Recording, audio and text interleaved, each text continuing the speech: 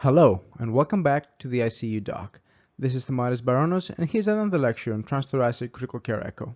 In today's presentation, we'll talk about the Parasternal short axis view, how to get it, and the structures we're looking at. Let's first talk about the ultrasound probe position. This view is acquired similarly to the right ventricular inflow-outflow view. It is almost a continuation of it, and I will show you what I mean by that. Start from the parasternal long axis view and keep the aortic valve at the center of the image while you rotate the probe 90 degrees clockwise. This will bring you to the right ventricular inflow-outflow view. Once you get there, from the level of the great vessels, tilt the transducer inferiorly and slightly leftward towards the apex of the heart. Just by tilting the probe, you can visualize the left ventricle at different levels. In the short axis, the left ventricle is divided into 3/3, the basal view, which is closer to the mitral valve, the mid-papillary view, and the apical view.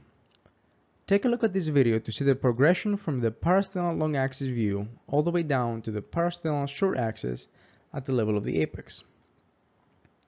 What you're looking at right now is the right ventricular inflow-outflow view, and the examiner is tilting the probe inferiorly towards the apex of the heart.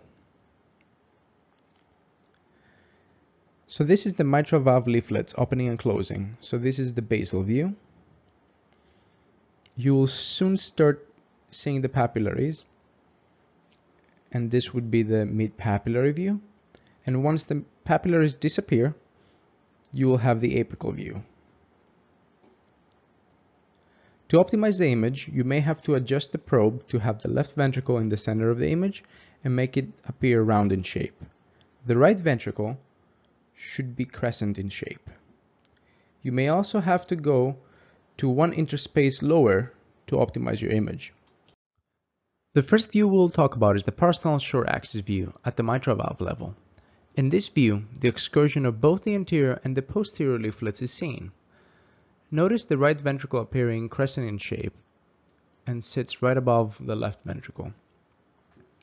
The left ventricle at the basal level is divided into 6 segments, and I included a diagram in the left lower part of the slide with all those segments. Let's try to do the same thing in our image. First, divide the septum into 2 halves. Then from the lower part of the right ventricle, draw a line diagonally across and do the same thing from the upper part of the right ventricle. Now let's try to label those structures.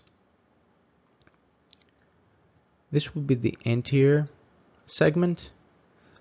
This is the anterior lateral, the inferior lateral,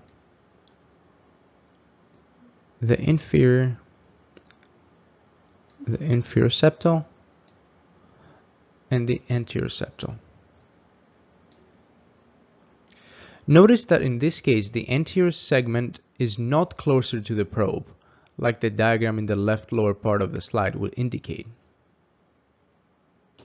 Let's do the same thing at the mid-papillary level. First, divide the septum into 2. Then from the bottom part of the right ventricle, draw another line and do the same thing from the upper part of the right ventricle. Let's label those segments. This is the anterior lateral, inferior lateral, inferior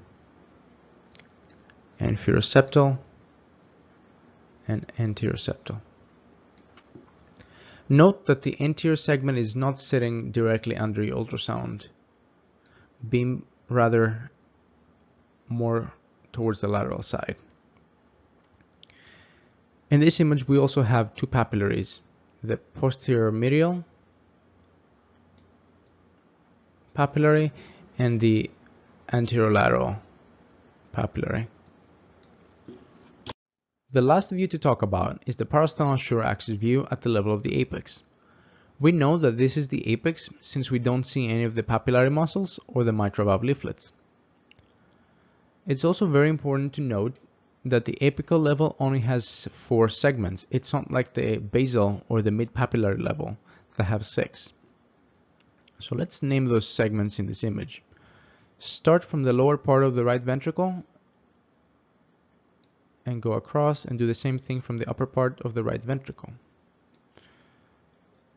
So over here you have the anterior segment, the lateral segment, the inferior segment, and the septal segment. Thank you all for watching. Make sure you check out our website, YouTube channel, and follow us on Twitter to stay updated when new videos come out.